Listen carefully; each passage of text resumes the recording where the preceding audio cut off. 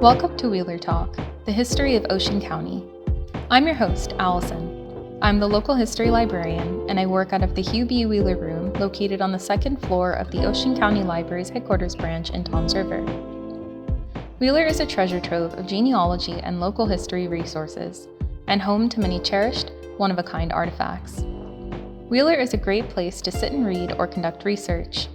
To help with your research, Wheeler has rare books, historic pamphlets and magazines, old city directories and phone books, yearbooks from Ocean County schools, maps and atlases, and much, much more.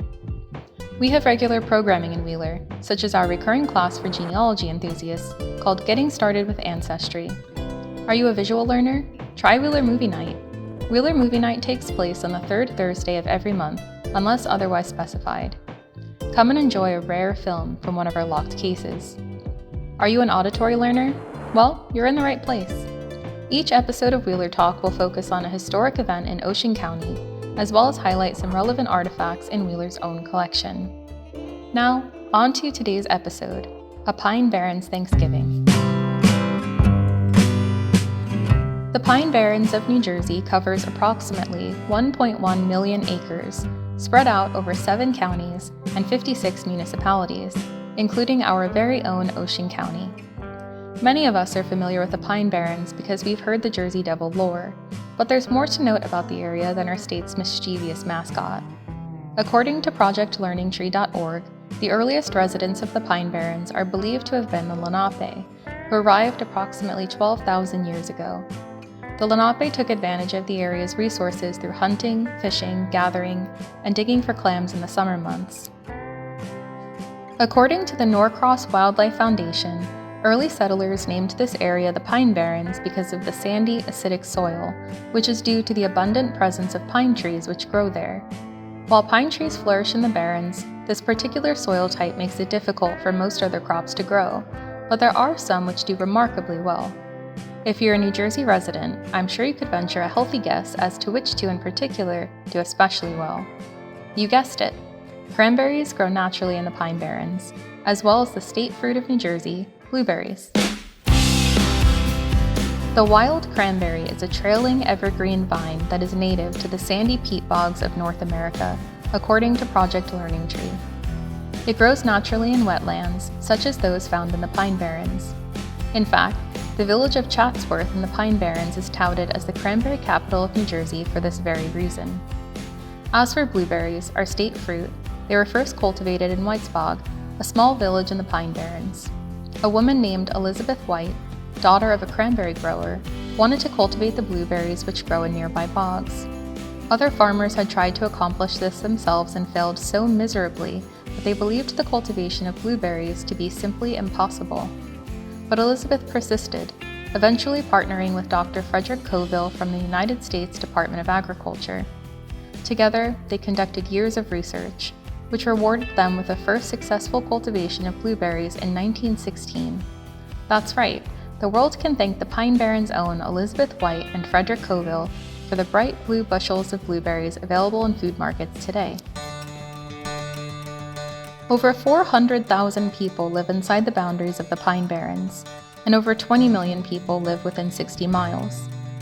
Unfortunately, due to overdevelopment of homes, shopping malls, roads, and offices, preservation of the Pine Barrens has become crucial. This is especially significant given the fact that the Pine Barrens accounts for roughly 22% of New Jersey's total land area. There are many preservation efforts going on, which you can read about on the New Jersey Conservation Foundation website. Notably, they are currently working to restore over 1,000 acres of cranberry bogs and blueberry fields. Now, Thanksgiving is a time of gratitude, enjoying the company of loved ones, and family recipes. Most of us incorporate cranberries into this annual feast. Some even make desserts featuring blueberries. This year, why not bring the Pine Barrens to you by adding some recipes from Pine Barrens cookbooks which you can find in Wheeler's collection.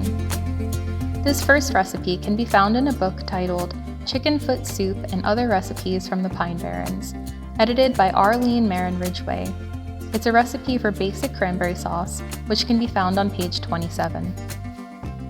This recipe is fairly simple and only requires 3 ingredients: 1 quart cranberries, 2 cups water, and 1 3/4 cup sugar. The recipe is simple and reads: wash and look over berries. Boil water, add berries, cover, and cook until outer skin breaks. Run through a sieve. Put liquid back on the fire. Add sugar and bring to a boil.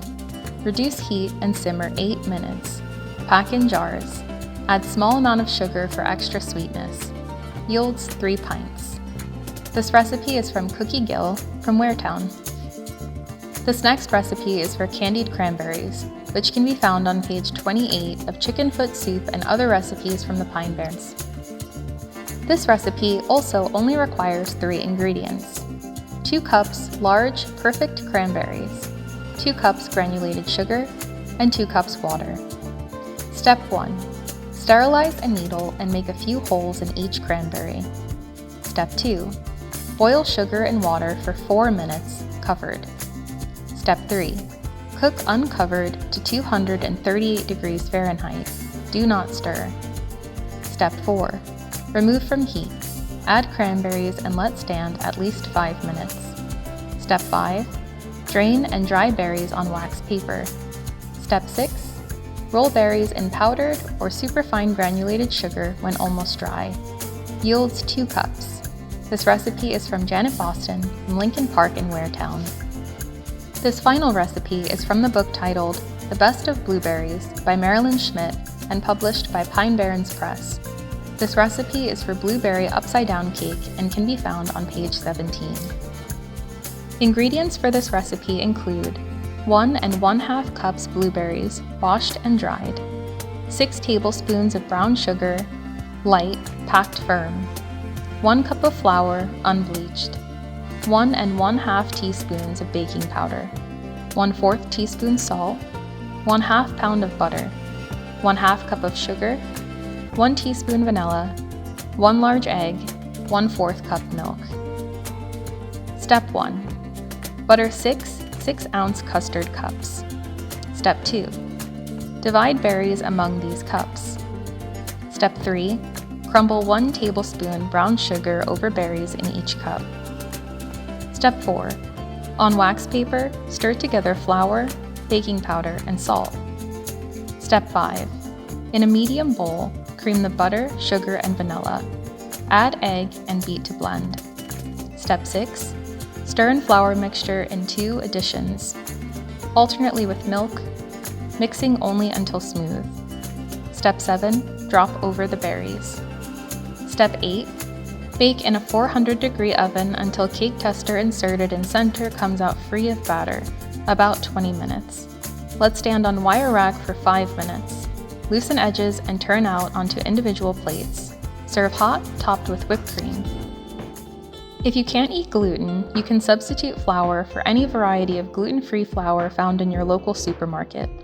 If you are vegan, there are some great vegan butters which you can also find in your local supermarket, as well as oat milk as a substitute for cow's milk. As a substitute for eggs, you can use either banana or applesauce, which not only work well as substitutes, but add an additional layer of flavor to your dessert. If you want more recipes from the Pine Barrens, stop by Wheeler and browse our vast local cookbook collection. Thank you for listening to Wheeler Talk, the history of Ocean County. See you next time for another blast from the past.